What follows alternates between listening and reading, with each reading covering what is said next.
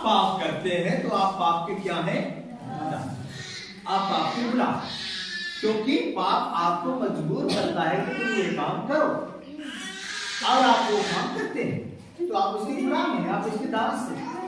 इसलिए कभी भी हमें पाप नहीं करना चाहिए, है ना। पाप की श्रेणी में जो बातें आती हैं वो आप जानते हैं कि जो चीजें परमेश्वर को पसंद नहीं है वो सब पाप की श्रेणी में आती है ना। चाहे वो चोरी हो, चाहे हत्या हो, चाहे व्यभिचार हो, चाहे झूठ बोलना, कोई भी बात हो सकती है ना। धन का लोभ भी पाप की श्रेणी में आता है, लोभ पाप की श्रेणी में आता है, ध्यान से समझिएगा। धन पाप की श्रेणी में नहीं आता, उसका लोभ पाप की श्रेणी में आता है। इसलिए हमें इस बात को समझने की आवश्यकता है। धन का लोभ कैसे पाप की श्रेणी में आता है? एग्जाम्पल के तौर पे कोई बता सकते हैं? अब कैसे समझ पाएंगे कि धन का लोभ कैसे पाप की श्रेणी में आता है? क्यों प्रीतम भैया, कैसे आता है धन का लोभ? बाइबल कहती है कि धन का लोभ जो है वो भी एक पाप है। कैसे बता सकते हैं कोई धन का लोभ कैसे पाप की श्रेणी में आता है? बता सकते हैं कोई? किसी को मालूम है? जरूरत से ज्यादा ठीक है, और कोई? स्नेहा बता सकते हैं धन का लोभ कैसे पाप की श्रेणी में? ज्यादा दिए जाते हैं, जैसे कि क्या? उसको ज्यादा की जरूरत से ज्यादा दिए, हम उससे स्नेह रखते हैं तो बिल्कुल सही है, बिल्कुल। परमेश्वर ये बात कहते हैं कि मतलब पहला स्थान हमारी जिंदगी में परमेश्वर का होना चाहिए। बिल्कुल सही। आप लोग लाइन में हैं लेकिन वहां तक पहुंच रहे हैं गलत तरीके से। बिल्कुल सही, वो भी सही है। वो भी गलत तरीके से धन तभी अर्जित किया जाता है जब लोभ आता है। बिल्कुल सही। लेकिन एक सिंपल सी बात हम आपको बता रहे हैं, एकदम सिंपल सा, जो हर किसी के जीवन में पाई जाती है और हम उससे आपको बाहर निकालना है। क्या मुझसे बाहर? बाइबल कहती है कि धन का जो लोभ है, वचन कहता है कि रुपए का लोभ सब प्रकार की बुराइयों की जड़ है, जिसको प्राप्त करने के लिए मनुष्य अपने आप को नाना प्रकार की कलेशों से छलनी बना दिया है ना। रुपया बुराई की जड़ है, उसका लोभ बुराई की जड़ है। अब बाइबल कहती है कि धन का लोभ जो है तो पाप है। वो कैसे पाप? एग्जाम्पल, जैसे बाइबल कहती है कि हमारे पास यदि 10 रुपए आ रहा है तो उसका 10% किसका है? परमेश्वर का, वो मेरा नहीं। और मैं इसके प्रति बहुत ईमानदार हूं, इसलिए हिम्मत के साथ बोलूं। मैं इसके प्रति बहुत ईमानदार हूं, इसलिए हिम्मत से बोलता हूं। उसका 10% हमारा नहीं है। और 10% की बात नहीं, नया नियम कहता है हमेशा बढ़ के देना है। वो मेरा पर्सनल मामला है, मैं आपसे नहीं कहता। मैं तो हर साल मेरा बढ़ता है, लेकिन यहां मैं बात कर रहा हूं, कई बार हमारे मनों में, हमारे विचारों में उसका लोभ आता है कि नहीं आता? तो भैया आता है कि नहीं? विकास भैया आता है, राकेश भैया, प्रमिला सिस्टर, मैं जानता हूं आप लोग ईमानदार हैं, लेकिन जहां बात कर रहे हैं उसके बारे में थोड़ा सा जो बात हो रही है, कई बार हमारे मनों में छोटी रकम है, उससे दिक्कत नहीं है। एक बार हम बात कर रहे थे तो उनसे यही बात निकल गया। उन्होंने कहा वो तो सब ठीक है सर, क्या है कि 100-200 रुपए में ज्यादा प्रॉब्लम नहीं। जब उसका 10% 10,000 हुआ तब आपको ये लगता है यार 10,000 देना पड़ेगा, वहां थोड़ा दिक्कत होगी। 100 रुपए में 10 रुपए देने में कोई प्रॉब्लम नहीं, कोई दिक्कत नहीं। परंतु जब 50,000 आएगा, 5,000 देने में थोड़ा सा प्रॉब्लम है ना। ये है लोभ। ये पाप कैसे हुआ? बाइबल कहती है कि चोरी करना पाप। ओके, चोरी करना क्या है? पाप। और जैसे ही हमने वो परमेश्वर का जो हक है उसको हमने अपनाया, तो हमने मनुष्य से तो चोरी नहीं किया, परंतु परमेश्वर से डाका मार दिया। सही है बात, समझी ना? हमने मनुष्य से चोरी नहीं किया, परमेश्वर से डाका मार दिया। और उससे कई बार हमारा नुकसान होता है। उससे कोई शैतान यही चाहता है कि आप ऐसा काम ना करें। शैतान हमेशा मन में ये बात डालेगा। तो बाइबल इस बात को कहती है कि लोभ भी क्या है, पाप। और जब भी हम उसको, क्योंकि जब आप मलाकी में पढ़ते हैं तो जैसे ही आप उसको खोलेंगे वहां हेडिंग में लिखा है 10 वर्ष की चोरी। लिखा है नहीं लिखा है? हम लोगों ने पढ़ा है। हम पढ़ते हैं, हम सुनते हैं, हम देखते हैं, लेकिन फिर भी हमारा मन मोटा हो गया, हम उससे निकल नहीं पा रहे हैं, हम उससे नहीं निकल पा रहे हैं। कहीं ना कहीं वो हमारे लिए बहुत नुकसानदायक है। हम जितना कोशिश करते हैं ना बचाने की, उससे ज्यादा हमारा नुकसान हो रहा है उससे। मैंने उस नुकसान को झेला है, मैं जानता हूं, इसलिए मैं कभी भी अपने पास नहीं रखता। हर महीने मैं अपना दशमांश अपने अखबार को दे देता हूँ, अपने पास्टर को दे देता हूँ, कभी अपने पास नहीं रखता। कहने का मतलब ये है, कई बार शत्रु हमें रोकने की कोशिश करता है, लेकिन हमें ये जानना चाहिए कि शत्रु की एक प्लान है, ये शत्रु की एक योजना है, तो उसको हमें समझने की आवश्यकता है। तो हम जहां बात कर रहे थे, यूहन्ना 8:34 में बात कर रहे थे। यूहन्ना 8:34 को फिर से पढ़ दे।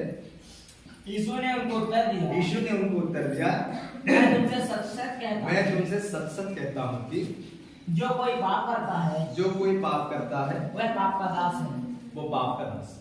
और यदि हम दशमांश की चोरी करते हैं तो हम पाप करते हैं और हम धन के गुलाम,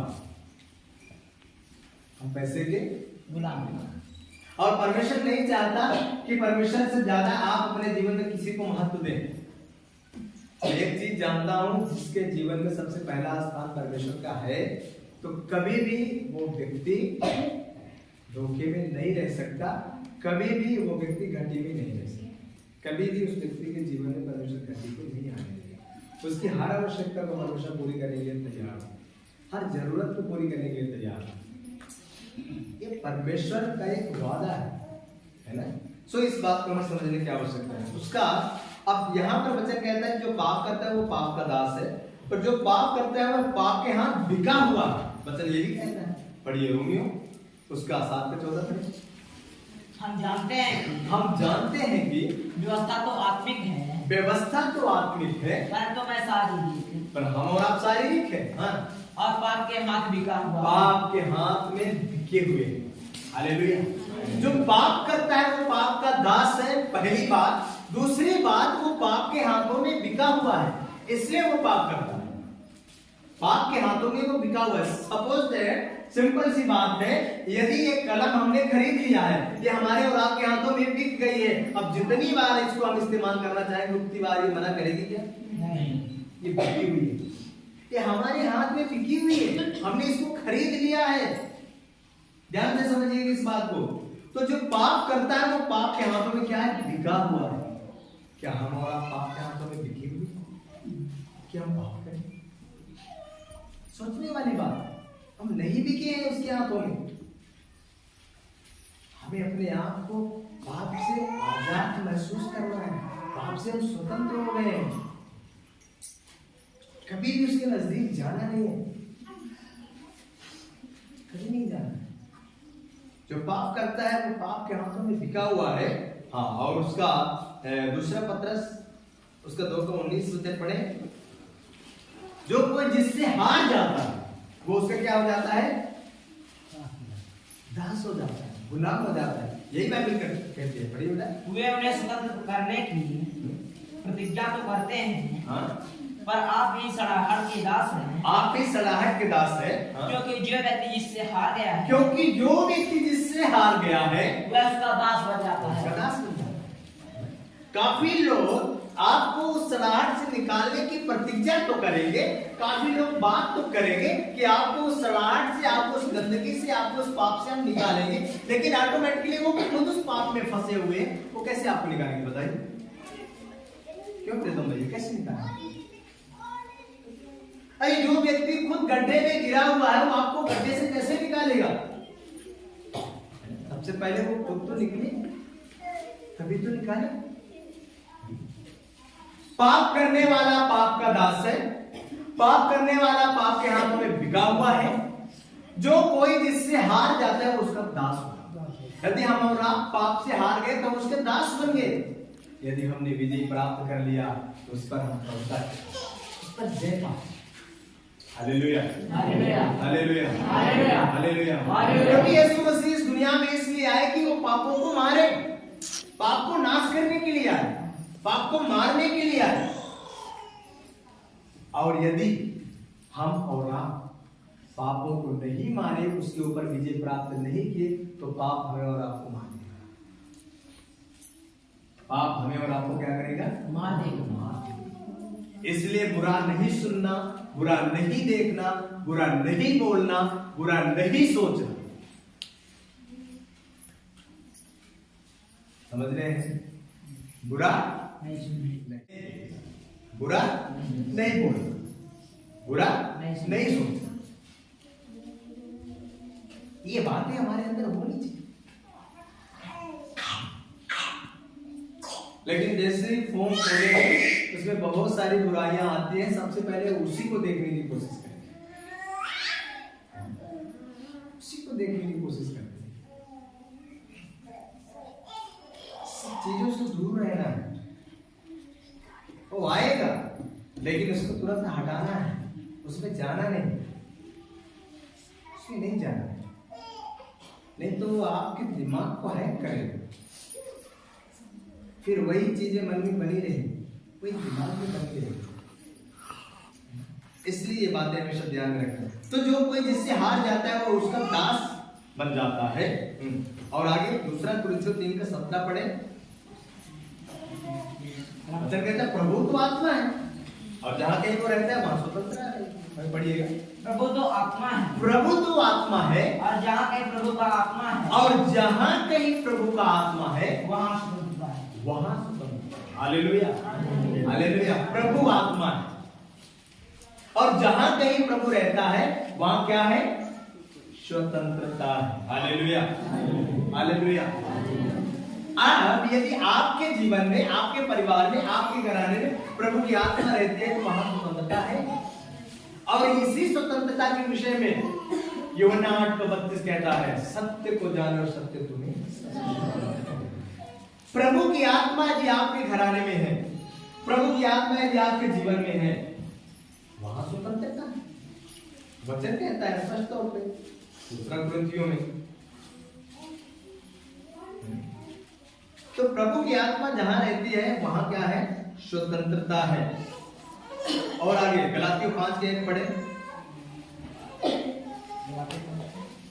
हाँ, मसीह ने स्वतंत्रता के लिए हमें और आपको स्वतंत्र किया है। वचन कहता है गलातियों में पढ़े 5:1। मसीह ने स्वतंत्रता के लिए, मसीह ने स्वतंत्रता के लिए हमें स्वतंत्र किया, हमें और आपको स्वतंत्र किया है। अतः इसी में स्थिर रहो, अतः इसी में स्थिर रहो और दासत्व के जुए में फिर से ना, और दासत्व के जुए में फिर से ना जुटो। है ना? हमें फिर से दास नहीं बनना है। प्रभु ने हमें स्वतंत्र कर दिया। पढ़ो बेटा, तुमसे पढ़ दो।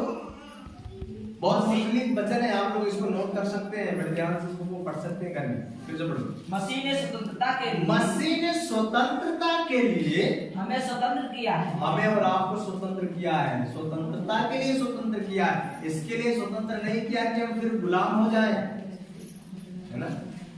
हम फिर गुलाम होने के लिए प्रभु ने हमें स्वतंत्र नहीं किया, परंतु स्वतंत्रता के लिए स्वतंत्र किया है। हाँ, अतः इसी में स्थिर रहो, अतः इसी में स्थिर रहना है। हाँ, और दासत्व के जुए में फिर से ना, और दासत्व के जुए में फिर से ना नहीं, है ना? फिर से किसी के दास नहीं होना है ना? फिर से हमें दास नहीं होना। दास की कोई औकात नहीं होती, है ना? दास से गुलाम होता है। इसलिए प्रभु ने हमें स्वतंत्र किया और हम उसमें स्थिर रहे, हम उसमें बने रहे। ये वचन कहता है। और हम बढ़ चढ़ के प्रभु का आदर करें अपने जीवन में, परिवार में। प्रभु का आदर, ये वचन हमें और आपको बताता है। उसका 5:13 भी पढ़ो बेटा। हे भाइयों, हे भाइयों, तुम स्वतंत्र होने के लिए बुलाए गए। यहाँ वचन कहता है, हे भाइयों, हे बहनों, तुम स्वतंत्र होने के लिए बुलाए गए हो। हाँ, परंतु ऐसा ना हो कि यह स्वतंत्रता शारीरिक कामों के लिए अवसर बने। हम और आप स्वतंत्र होने के लिए बुलाए गए, परंतु ये स्वतंत्रता शारीरिक कामों के लिए अवसर नहीं बने। ये बात हमें ध्यान में, हमें प्रभु स्वतंत्र होने के लिए बुलाया है, हमें गुलाम होने के लिए नहीं बुलाया।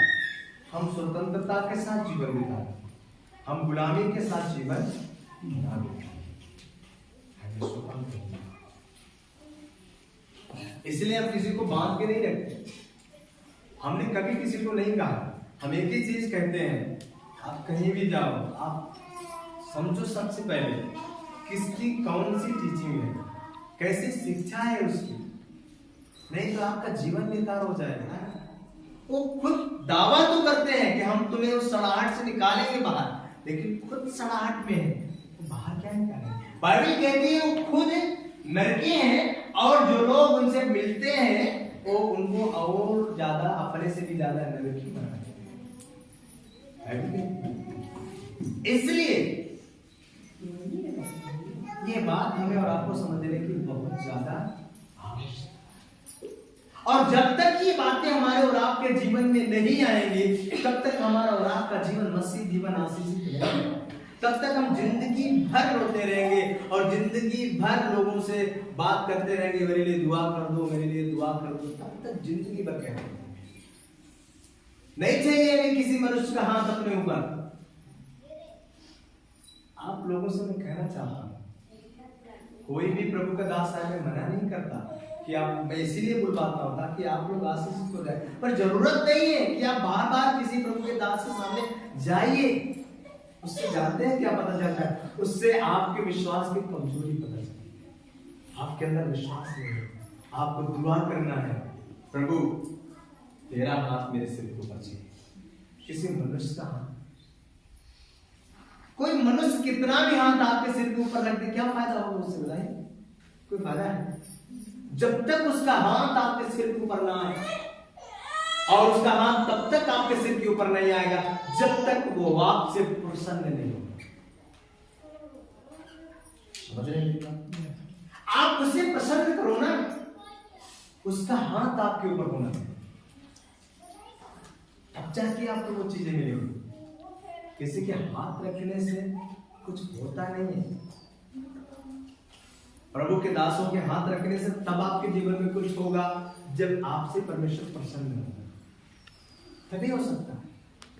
नहीं, मैं फिर कह रहा हूं, मना नहीं कर रहा हूं मैं कि आप किसी प्रभु के दास से प्रार्थना मत करवाओ, प्रार्थना करवाओ आप, लेकिन आप दुआ करो कि प्रभु ये हाथ आपके दास का नहीं, आपका हाथ होना चाहिए, आपका हाथ मेरे सिर के ऊपर होना चाहिए। तो ये मैं चाहती हूँ, ये मैं चाहता हूँ, ये चीजें आप परमेश्वर से दुआ करो।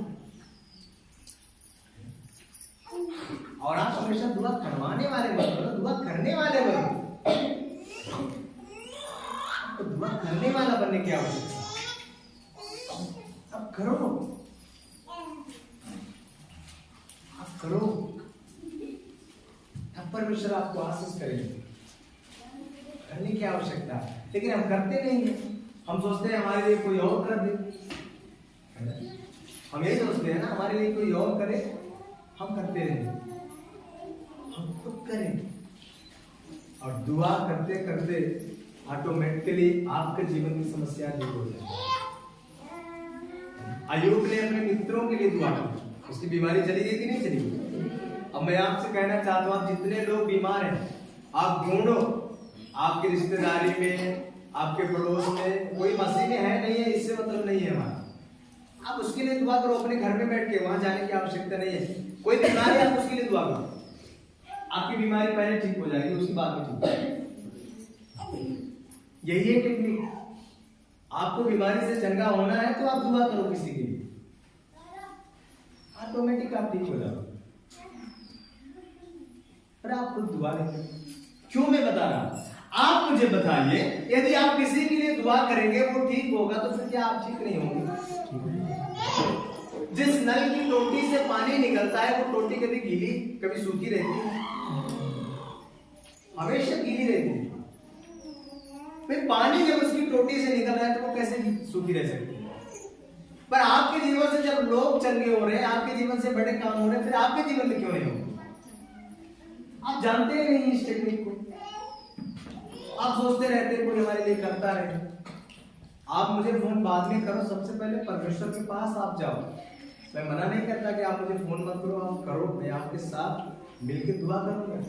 लेकिन सबसे पहले आप परमेश्वर से बात करो, उससे पहले प्रार्थना करो, उसके बाद किसी परमेश्वर के जन को आप कॉल करो। तो देखो परमेश्वर कैसे आपके जरूरतों को पूरा करता है ना? सबसे पहले परमेश्वर से बात करना है, उसके बाद प्रभु के लोगों को फोन करना। ये हमें सीखना है। परमेश्वर के जन के ऊपर नहीं, परंतु परमेश्वर पर होना है। आपको अपने पैरों में खड़ा होना है, किसी पास्टर के पैरों में नहीं खड़ा होना, मेरे पैरों में नहीं खड़ा होना, आपको खुद खड़ा होना है।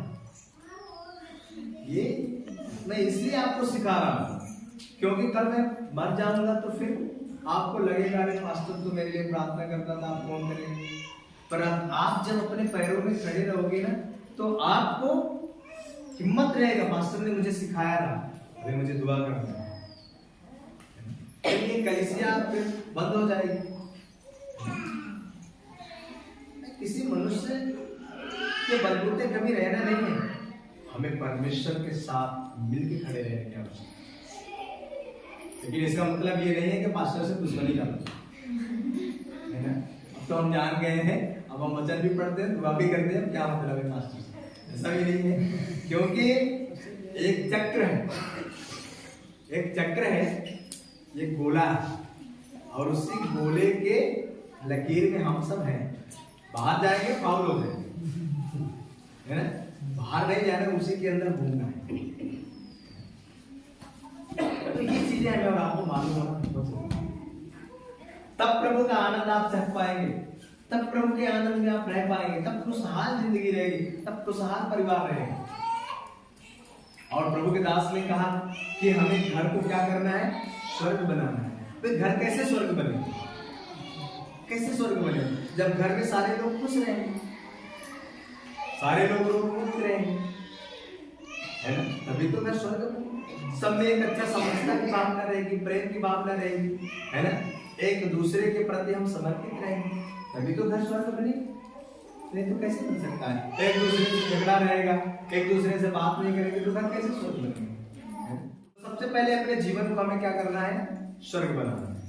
पहले इसको पवित्र बनाना है, उसके बाद हमें पूरे घर को क्या करना है? स्वर्ग बनाना है। पूरे घर को, क्योंकि स्वर्ग में क्या है? पवित्रता है। घर में पवित्रता है तो ऑटोमेटिक स्वर्ग बन गया। स्वर्ग में पवित्रता है, घर में हमारे पवित्रता है, ऑटोमेटिक स्वर्ग बन गया। और एक चीज हमेशा ध्यान में रखना है, शैतान एक ही बात से डरता है। शैतान आपके आराधना से नहीं डरता, आपकी दुआ से नहीं डरता, समझ रहे हैं ना? शैतान आप कितना भी वचन जानते हो उससे नहीं डरता, परंतु शैतान आपके पवित्रता से डरता है। जब वो पवित्र आत्मा की आग आपके अंदर रहती है तो शत्रु उसके नजदीक नहीं। शैतान ये कहता है बेटा तुम सब कुछ करो, तुम खूब आराधना करो, खूब गीत गाओ, खूब वचन के जानकार बन जाओ, लेकिन तुम खूब गलती करो, खूब पाप, तुम्हारे अंदर कोई पवित्रता ना, खुश रह करो। ऐसे भी लोग हैं, ऐसे भी लोग हैं, वचन की इतने ज्यादा जानकार हैं कि कहीं से भी वचन बोल सकते हैं, कहीं से भी वचन बोल सकते हैं। पर जब पवित्रता की बात आती है, कोई पवित्रता नहीं।